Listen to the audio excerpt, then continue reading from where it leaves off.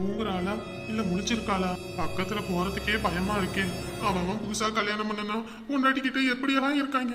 ஆனா எனக்கு இவளை பார்த்தாலே பக்கு பக்குன்னு இருக்கு. எந்த நேரத்துல எரிஞ்சு விழுவானே தெரிய மாட்டேங்குது. ஆறுதல் கூட இவகிட்ட சொல்ல முடியல. எங்க போறீங்க? ஐயோ என்னத்த கூட்ட போறான்னு தெரியலையே. இல்லம்மா நீ தூங்கிட்டு இருந்த, அதான் சரி தூங்கட்டும்னு போனேன். தூங்கலாம் இல்ல, சும்மா தான் படுத்திருக்கேன். சரிம்மா. ஏங்க எனக்கு பசிக்குதுங்க. பசிக்குதா? அப்ப சமைக்க வேண்டியதானே? சமைக்க வேண்டிதானே வா. ஏன் ஏன் ஏன் இப்ப கோவப்படுற?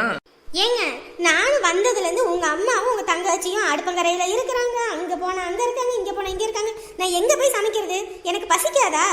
சரி சரி சரி இப்ப கோவப்படாத. உனக்கு சாப்பாடு தானே வேணும், இரு நான் போட்டு எடுத்துட்டு வரேன். சீக்கிரம் போட்டு எடுத்துட்டு வாங்க, வயிறு ரொம்ப பசிக்குது. சரிம்மா கோவப்படாத, இந்த இரு இப்ப உடனே எடுத்துட்டு வரேன். இந்த மனுஷனை கட்டிக்கிட்டு நான் என்னென்ன பாடு பட போறேனே தெரியலையே. ஏம்மா என்னம்மா சமைச்சிருக்க? உப்பு இல்ல, காரமும் இல்ல, இதெல்லாம் மனுஷன் சாப்பிடுவானா? இந்தாரடி, நான் உன்னை வந்து சமன்னு சொன்னேன். எனக்கு உடம்பு வலிக்குது, அங்க வலிக்குது, இங்க வலிக்குதுன்னு உட்காந்துக்கிற. எனக்கு தெரிஞ்சதை சமைச்சு எடுத்துட்டு வந்தா அதுலயும் குறை சொல்லிக்கிட்டு உட்காந்துருக்க. இப்ப என்ன உனக்கு பிரச்சனை? ஒண்ணுமே இல்லம்மா, இதுல எப்படிமா திங்கிறது? ஏண்டி இந்த வயசான காலத்துல இவ்வளவு செய்யறதே பெரிய விஷயம். அதுலயும் குறை சொல்லிக்கிட்டு இருக்காத சொல்லிவிட்டேன். நீயும் வந்து ஒரு வேலையும் செய்ய மாட்டேங்கிற. வீட்டுக்கு வந்த புது மருமக மகாராணி கணக்க ரூமுக்குள்ளேயே அடைஞ்சுக்கிட்டு உட்காந்துருக்கா. எல்லா வேலையும் நானே செஞ்சுக்கிட்டு இருக்கணுமா? ஆரம்பிக்காதம்மா. அவ உடம்பு வலியோட இம்புட்டியும் இழுத்து போட்டு பாத்துக்கிட்டு இருக்கா. இவளுக்கு இலக்காரமா தெரியுது போல இருக்கு. கொடுக்கற வாய முடிக்கிட்டு திங்கணும். இவனுக்கு என்ன தாங்கறேன்னு ரெண்டு பேரும் நல்லா கொட்டிக்கங்க. இந்த வீட்டுல இருக்கிற மனுஷங்களுக்கு சாப்பிட்டாங்களா என்னன்னு கூட கேட்காதீங்க. ஆமா, இந்த சோத்தை வாயிலே வைக்க முடியல, இதுல வேற கேட்கணுமாமல. ஏடா உனக்கு என்னடா பிரச்சனை? ஏமா அங்க ஒருத்தி பசியில படுத்து சுருண்டு போய் கிடக்குறா. அவளை சாப்பிடு வையின்னு ஏதாவது ஒண்ணு சொல்றியா? நீ பாட்டுக்கு ரெண்டு பேரும் போட்டு தின்னுட்டு இருக்கீங்க. ஏண்டா நல்லா எனக்கு வாயில வந்துற போது கம்முன்னு போயிரு சொல்லிட்டேன். நான் இருக்கும் போது என் பொண்டாட்டியை கவனிக்க மாட்டேங்கிறீங்க. இதுவே நான் இல்லாம போயிட்டேன்னா என் பொண்டாட்டியை எப்படிதான் பாத்துப்பீங்கன்னே தெரியலையே. உங்களை நம்பி விட்டுட்டு போறதுக்கே பயமா இருக்கு. டேய் வாயை கிண்டாத, கம்முன்னு போயிரு சொல்லிட்டேன். இப்ப என்ன குண்டாங்களே ஒரு சோறு இல்ல குழம்பு இல்ல, மனுஷன் எப்படி சாப்பிடுறது? அதான் நீ புதுசா பொண்டாட்டி கூட்டிட்டு வந்திருக்கல, அவ சமைப்பான்னு நான் நினைச்சேன். ஆமா இது என்ன புது பழக்கம்? எல்லாம் ஒரே வலையில தானே ஆக்கிட்டு இருக்கு. இது என்ன புது வலை? நான் சம்பாதிச்சுட்டு போட்டு வரதுல தானே இப்படி உட்காந்து வக்கனையா புள்ளையும் ஆமாவும் தின்னுட்டு இருக்கீங்க. இங்க பாருமே, சும்மா நீ என்ன இழுத்துட்டு இருக்காத சொல்லிவிட்டேன். நீ கொஞ்சம் அமைதியா சரியா? டேய் கம்முன்னு போயிடா, கோவத்தை கிண்டாத. இப்படியே பண்ணிக்கிட்டு இருங்க. ஒரு நாள் தனி கொடுத்து போக போறேன். அன்னைக்குதான் தெரியும் இந்த வீட்டுக்கு நான் யாரு எப்படி பட்டவேன்னு. வந்த மகாராணி வீட்டு உள்ளே ரூமை பூட்டிக்கிட்டு உள்ளே உட்காந்துருப்பா. வந்துட்டு எதுவும் வேணும்னு கேட்டா தானே தர முடியும். அதை விட்டுட்டு உள்ள உட்காந்துக்கிட்டு இருந்தா கொண்டு வந்து வாயிலியா ஊட்ட முடியும்? வந்ததும் வராததும் அவங்கிட்ட என்னென்னத்தையோ சொல்லி ஏத்தி விட்டு அனுப்பியிருக்கா. பசிக்குதே. என்னங்க சாப்பாடு எடுத்துட்டு வராம இப்படி வெறுங்கையோட வரீங்க? ஏமா அம்மா தங்கச்சியும் அளவா தான் ஆக்கியிருக்காங்க. அதுவும் இல்லாம நம்ம ரெண்டு பேரும் வெளியே போனோம்ல, அதனால நம்ம அங்கேயே சாப்பிட்டு வந்துருவோம்னு நினைச்சிருப்பாங்க போல. நான் போய் கடையில சாப்பாடு வாங்கிட்டு வந்துடுறேன். கொஞ்ச நேரம் மட்டும் இருக்கிறியா? இது குடும்பமா இல்ல குடும்பமானு கேக்குறேன். ஒரு மனுஷன் இருக்காளே அவளுக்கு பசிக்கும் அப்படின்ற எண்ணெல்லாம் உங்க வீட்டுல யாருக்கும் இருக்காதா? சரிம்மா வந்தது வராதுன்னா ஆரம்பிக்காத, கொஞ்ச நேரம் இரு. என்னமோ பண்ணி தொலைங்க. ஐயோ வந்த முத நாளே இப்படி ஆட விடுறா. இன்னும் என்னென்னலாம் பண்ண போறான்னு தெரியலையே. இந்நேரத்துக்கு எங்க அம்மா வீட மட்டும் இருந்துச்சுன்னா பசின்னு ஒரு வார்த்தை சொல்லி அப்பாவும் அம்மாவும் சோறை கொண்டு வந்து வாயில ஊட்டிடுவாங்க. ஆனா இவங்க வீட்டுல தான் மட்டும் தின்னு இதா போறாங்க. எனக்கு பசிக்குது. ஹலோ சொல்லுங்க. என்ன பண்ணிட்டு இருக்க? நானாங்க நாளைக்கு கல்யாணம் இல்ல, எங்க வீட்டு சார்பா உங்களுக்கு ஏதாவது சீர்வரிசை அது இதுன்னு கொடுக்கணும்ல, அதுதான் என்னால் முடிஞ்சது ஏதாவது இருக்கான்னு சொல்லி தேடி எடுத்து வச்சிட்டு இருக்கேன். அப்புறம் துணிமணியெல்லாம் எடுத்து வச்சிட்டு இருக்கேனா, அப்புறம் நீங்க ஃபோன் பண்ணீங்க, அதான் உடனே ஓடி வந்துட்டேன். என்ன ஏன்னு தெரியலையே கூப்பிட்டுருக்கீங்கன்னு. இங்க பாரு அமுதா, நீ சீரு சனத்தை எதுவுமே எனக்கு செய்ய வேணாம் சரியா? சும்மா நீ போட்டு உன்னை வருத்திக்காத. இல்லைங்க, என்னதான் வந்துட்டு இது எனக்கு 2ஆம் கல்யாணமா இருந்தாலும் இது கல்யாணம் எனக்குன்னு வரப்போறவர். அப்புறம் உங்களுக்காக நான் ஏதாவது கொண்டு வரது இல்லையா? இங்க பாருமா, இந்த சீர் வாங்குறதுல எனக்கு சுத்தமா இஷ்டமே கிடையாது. ஏற்கனவே வாங்கினேன், அதால எவ்வளவோ பிரச்சனையை அனுபவிச்சிட்டேன். மறுபடியும் இதெல்லாம் வாங்கி மறுபடியும் அதை அனுபவிக்கிறதுக்கு என் உடம்புல தெம்பில்ல. நீ அந்த மாதிரி எதுவும் செய்யறேன்னு சொல்லிட்டு வற்புறுத்தி கஷ்டப்பட்டுக்காத. அப்புறம் எங்க அம்மா சொல்லுவாங்க, என் அக்கா சொல்லுவாங்க, அப்படியெல்லாம் நினைக்காத சரியா? இனிமே எல்லாமே ஒரே குடும்பம் தான். நீ அதை கொடுக்குற இதை கொடுக்குறேன்னு நீ அங்க இங்கன்னு கஷ்டப்பட்டினா பின்னாடி இங்க வந்து நீ நிம்மதியா இருக்க முடியாது. ஏன்னா இப்போ உனக்கு ஒரு அப்பா அம்மா இந்த மாதிரி யாராவது இருந்திருந்தாங்கன்னா கூட எதுவும் தெரிஞ்சுக்காது. அப்படி இருக்கும்போது நீ பாட்டுக்கு அங்க இங்கன்னு அதை இதுன்னு கஷ்டப்பட்டு வாங்கி இங்க நாங்க நல்லா இருக்கணும், நாங்க சந்தோஷமா இருக்கணும்னு நீ ஒன்ன போட்டு வருத்திக்க வேணாம், புரியுதா? சரிங்க. நீ கட்டின சேலை இல்ல நாங்க கொடுத்த சேலையே கட்டிட்டு வந்தா கூட போதும். வேற எதுவும் உன்கிட்ட இருந்து நான் எதையும் எதிர்பார்க்கல. ஏற்கனவே நீ ரொம்ப கஷ்டப்பட்டுட்டேன்னு மச்சான் சொன்னாரு. நீ எதையும் பத்தி யோசிக்காத, சரியா? படுபாவி பையன், உன்னை எவ்வளவு நல்லவன் நினைச்சேன். என் தங்கச்சி வாழ்க்கையை கெடுத்துட்டல. இன்னைக்கு உன்னை சும்மாவே விட மாட்டேன்டா. வாரேன்டா, இந்த வாரேன். என்னங்க என்ன பத்திரகாளி? ஏங்க முதல்ல கோவப்படாதீங்க. முதல்ல பொறுமையா போய் கேட்போம். ரொம்ப தெனாவட்டா பதில் சொன்னாங்கன்னு வச்சுக்கோங்க, அதுக்கப்புறம் நம்ம மத்ததை பாத்துக்கலாம். எனக்கு ஆத்திர அடங்கல பத்திரகாளி. என் தங்கச்சி வாழ்க்கையை கெடுத்துட்டு இவன் எல்லாம் எப்படி நல்லா இருப்பான்னு நீ நினைக்கிற? சரி இருங்க, பொறுமையா இருங்க, கூப்பிடுவோம். ஏ ரவி, டேய் டேய் ரவியா, ஏன் அவன் என் வீட்டு வாசல்ல நின்று கத்திக்கிட்டு இருக்கறவன்? ஏ ரவி, இப்ப வெளிய வாரியா இல்ல நான் உள்ள வரட்டாடா? ஏன் அவன் என் வீட்டு வாசல்ல நின்று என் பையனே வாடா படம் பேசுறவன்? யாருன்னு தெரியலையே. இந்த இருடா வாரேன். அப்புறம் நம்ம கல்யாணத்துக்கு உனக்கு என்ன gift வேணும்?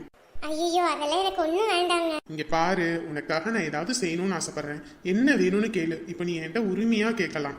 என்னங்க, நான் ஒண்ணே ஒண்ணு, என்னோட ரொம்ப நாள் ஆசை, அதை மட்டும் கேட்கவா? கேளுமா. நான் பிறந்ததுல இருந்து அப்பா அம்மா பாசத்தை உணர்ந்ததே கிடையாது. அதுதான் எனக்கு வேணும். நான் முதல்ல கல்யாணம் பண்ணவர்கிட்ட அது கிடைக்கல, ஆனா உங்ககிட்ட அது கிடைக்கணும்னு நான் நினைக்கிறேன். அதை மட்டும் நீங்க எனக்கு கொடுத்தீங்கன்னா போதும், வேற எதுவுமே எனக்கு வேண்டாம். ஏ ரவி, இப்ப வெளிய வாரியா இல்ல நான் உள்ள வரட்டாடா? ஏங்க இவங்க வெளிய வர மாதிரி தெரியலங்க, வாங்க நம்ம உள்ள போவோம். ஏன்பா ஏன் இப்படி வெளிய நின்று ரவி ரவின்னு ஏன் போட்டுக்கிட்டு இருக்க? ஏங்க உங்க பையன் எங்கங்க? ஏப்பா அப்ப முதல்ல நீ எதுக்கு இங்க வந்து கத்திக்கிட்டு இருக்கற? எங்களை நிம்மதியாவே இருக்க விட மாட்டீங்களா நீங்க? ஏமா உங்களுக்குலாம் மனசாட்சின்னு ஒண்ணு இருக்கா? நீங்களும் பொம்பளை பிள்ளைய பெற்றவ தானே.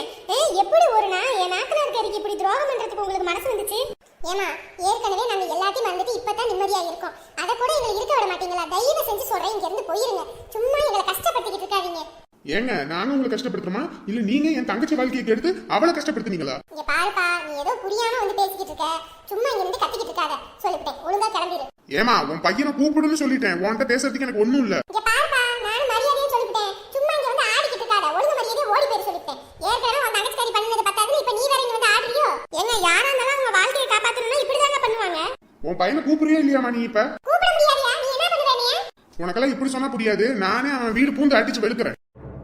டேய் ஏன்டா இப்படி வந்து பாடா படுத்துறீங்க எங்களை? அமுதா, நீ கவலையே படாத. உன்னை நான் நல்லா பார்த்துப்பேன். உனக்கு எல்லாமாவும் நான் இருப்பேன். டேய் ரவி, எங்கடா இருக்க? டேய் என்னப்பா உங்களுக்கு சொன்னா புரியாதா? ரெண்டு பேரும் எதுக்கு இப்படி வீட்டுக்குள்ள வந்து பஞ்சாயத்து பண்ணிக்கிட்டு இருக்கீங்க? ரெண்டு பேரும் வெளிய போக சொல்லிவிட்டேன். உன் பையனை உள்ள வச்சு பூட்டிக்கிட்டு நீ நடிச்சிட்டு இருக்கியா? உன் பையனை கூப்பிட சொல்லிட்டேன். என்ன வெளியே ஏதோ சத்தமா கிடக்குது? அமுதா ஒரு நிமிஷம், நான் வந்துட்டு அப்புறமேட்டுக்கு பேசுறேன். இங்க ஏதோ சத்தமா கிடக்கு. சரியா, நான் அப்புறம் கூப்பிடுறேன். வைமா. சரிங்க, சரி பாருங்க. அவன் வரமாட்டாயா? உனக்கெல்லாம் எதுக்கு அவன் பதில் சொல்லணும்? ஏ ரவி, டேய் அறிவு கட்டவனே, எங்கடா இருக்க? இவர் எதுக்கு இங்க வந்து கத்திட்டு இருக்காருன்னு தெரியலையே. படுபாதி பயலே. ஏடா என் தங்கச்சி குத்துக்கல்லாட்டம் உயிரோட இருக்கும்போது என் தங்கச்சி அம்மா வீட்டுக்கு வந்த உடனே இன்னொரு பொண்ணு நீ நிச்சயம் பண்றியா? உன்னை சும்மா விட மாட்டேன்டா. ஏமா நீ ஒரு பொண்ணு தானே? ஒரு பொண்ணுக்கு உன் பையன் துரோகம் பண்றான், அதை கேட்காம நீ என்ன கேட்க வந்துட்டியா? ஏங்க நீங்க புரியாம பேசிட்டு இருக்கீங்க. முதல்ல சட்டையில இருந்து கையெடுங்க. உன்னை விட மாட்டேன்டா, உன்னை விடவே மாட்டேன். இரு, இப்பயே உன் போலீஸ் ஸ்டேஷன்ல போய் 4 மொத்த சொல்றேன். ஏங்க நீங்க எங்க வேணாலும் போங்க, முதல்ல கையெடுங்க. நான் சொல்லிட்டே இருக்கேன், என் பையன் சட்டையை பிடிச்சிட்டு இருக்கியா? உன்னை என்னங்க? எந்திரிப்பா, நீ எந்திரி. அப்பா பாத்துப்பா, பாத்து உட்காருங்க. பாத்தியம்மா, நம்ம உடம்பு முடியாம இங்க வந்து உட்காந்துருக்கேன். ஆத்தாக்காரி எப்படி நல்லா தூங்கிட்டு இருக்கானு. இருங்கப்பா, நம்மள கவனிக்கல போல இருக்கு. வந்ததே இருங்க, எழுப்புறேன். அம்மா அம்மா அம்மா. ஐயோ ஏடி லூசு, எதுக்குடி இப்படி வாரு வாரு கத்துற? அம்மானு கூப்பிட்டா கேட்காத, இப்படியே பேய் மாதிரி கத்துவ. நானும் அப்பாவை கூட்டிட்டு வந்து உட்கார வச்சிருக்கேன், நீ பாட்டுக்கு தூங்கிட்டு இருக்கற. ஏடி நீங்க பாட்டுக்கு உங்களுக்கு என்ன வந்துச்சுன்னு அங்கேயும் இங்கேயுமா போயிடுறீங்க. போனது வரைக்கும் ஆஸ்பத்திரியில போய் உட்காந்துக்கிறீங்க. இது வீடா இல்ல வேற ஏதாவது? வீட்டை சுத்தம் பண்ணணும், சமைக்கணும், வைக்கணும், துவைக்கணும், எம்பட்டு வேலை எல்லாத்தையும் பார்த்து முடிச்சுட்டு இப்பதான் வந்து உட்காந்து அசதியில அப்படியே கண்ணை செஞ்சுட்டு உடனே ஆடிக்கிட்டு வந்துடுறீங்களா? ஏமா அப்பா ஆஸ்பத்திரில இருந்து வந்திருக்காரு, அவருக்கு எப்படி இருக்கு என்ன ஏதுன்னு கேப்பியா? அதை விட்டுவிட்டு நீ பாட்டுக்கு வீட்டு வேலை அந்த வேலை இந்த வேலைன்னு இருக்க. ஆமாண்டி, நீங்க பாட்டுக்கு எங்கிட்ட என்கிட்ட சொல்லாம கொள்ளாம போனீங்க. போயிட்டு எதையோ ஒண்ணு இழுத்துக்கிட்டு வந்து பின்னாடி என்கிட்ட சொன்னா நான் என்ன பண்ண முடியும்? போகும்போதே வாயை வச்சுக்கிட்டு கம்முன்னு இருக்காம எங்கா போவீங்க நொங்கா போவீங்கன்னு உன் வாயில விழுந்துட்டு போய் இப்ப பாரு எப்படி விழுந்து எந்திரிச்சு வந்திருக்கேன்னு. ஆமா, என் வாயில விழுந்ததா நீங்க விழுந்து எந்திரிச்சிங்களாமா? அந்த கடவுள் ஒருத்தனுக்கு தெரியும் யார் வாயில விழுந்தீங்கன்னு. ஏமா உடம்பு முடியாம வந்திருக்க மனுஷனை இப்படியா பாடா படுத்துவடியே? ஆமா, நீங்க எல்லாம் என்ன பாடா படுத்துறீங்க, அதனால நான் உங்களை பாடா படுத்துறேன். ஏமாடி, உங்க அம்மா கிட்ட இருக்க முடியாதுமா. உங்க அம்மா கிட்ட எல்லாம் இருக்கவே முடியாது. இப்ப ஏன் இந்த பேச்சு பேசுறா? இன்னத்துக்கும் நான் சம்பாதிச்சு இவ்வளவுத்தையும் சொத்து சொகன்னு சேர்த்து வச்சிருக்கேன், எல்லாம் ஆத்தாக்காரி பேர்ல இருக்குன்னு என்ன பேச்சு பேசுறா? பாத்தியா, இவங்க ஆத்தா வீட்டுல ஒண்ணும் இல்லாத ஒண்டி குடிசையில ஒண்டிக்கிட்டு இருந்தாங்க. இப்ப பாரு வாழ்வு வந்துச்சுன்னு எப்படி பேசுறான்னு. என்னதான் உங்களுக்கு அடிபட்டாலும் வாய் மட்டும் குறையவே மாட்டேங்குது. அது மட்டும் நல்லா சொத்து சொத்துன்னு சொல்லிக்கிட்டே இருக்கும். ஏமா அப்பா வந்திருக்காரு, ஜூஸ் எதுவும் போட்டு கொடு போ. ஏடி இப்பதானடி சொன்னேன், இன்ன வரைக்கும் என்ன கோமாவளியா இருந்த? காலைல இருந்து வேலையா செஞ்சு இப்பதான் வந்து அசந்து உட்காந்துருக்கேன்றேன். போய் காப்பி வைக்கிறதா ஜூஸ் போடுறதா? எனக்கு ஒரு வேலை குழப்பில்ல பாரு, அப்புறமேட்டுக்கு வைக்கிறேன். ஏமா நான் இருக்கும்போது அப்பாவுக்கு ஒன்றும் செய்ய மாட்டேங்கிறேன். இல்ல நானும் இல்லைன்னா அப்பாவை ஒரு வழி ஆக்கிடுவ போல இருக்கே. ஏடி இப்படிதான் தாங்கிட்டு இருக்கனா? உங்க அப்பனா நீயே போய் பாருடி. உங்க அப்பனுக்கு ஜூஸ் வேணுமோ, டீ வேணுமோ, பூஸ்ட் வேணுமோ, ஹார்லிக்ஸ் வேணுமோ, எல்லாத்தையும் கலக்கி கொண்டு வந்து கொடு. எப்பா ஏன்னா இப்படி இருக்கனே தெரியலமா. அப்பா நீங்க இருக்கப்பா, நான் போய் போட்டு எடுத்துட்டு வரேன். புருஷன் வீட்டை விட்டு போயும் புள்ள வீட்டை விட்டு போய் ஒரு வாரத்துக்கு மேல ஆகுது. அதுக்கு என்னாச்சு ஏதாச்சுங்க சாப்பிட்டுச்சுங்களோ ஒன்னும் தெரியல. அதெல்லாம் இவளுக்கு முக்கியம் இல்ல. இந்த ஆளு எங்கிட்டாவது போய் வம்பளுத்து மண்டையை உடச்சுக்கிட்டு வருவது. இந்த ஆளுக்கு சேவை செஞ்சுட்டு உட்காந்துக்கிட்டு இருக்கிறா.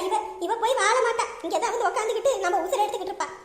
போகும்போதே எங்க போறீங்கன்னு கேட்டல, ஒரு வார்த்தை சொல்லிட்டு போயிருக்கூடாது. இப்படியே அடிபட்டுட்டு வந்து நிக்கிறது. நானே வலிய வேதனையில வந்து உட்கார்ந்துருக்கேன். சும்மா நுகின்னு இருக்காத. முடிஞ்சா இங்க உட்காரு, இல்லையா போய் படுக்கிறேன்னா உள்ள போய் படு. இங்க பாடா படுத்தி எடுக்காத என்னைய. ஆமா பண்ற வில்லங்கத்தெல்லாம் பண்ணிட வேண்டியது. அதுக்கப்புறம் என்கிட்ட தான் ஆடிக்கிட்டு வருவீங்க. உங்களை எல்லாம் ஏன் தான் கடவுள் இன்ன வரைக்கும் இப்படி வச்சுக்கிட்டு இருக்கான்னு தெரியல. கொஞ்ச நாளாவே இவளுக்கு ஓவர் ஆட்டமா தான் இருக்கு. உடம்பு நல்லா ஆகட்டும், அதுக்கப்புறம் இருக்கு இவளுக்கு.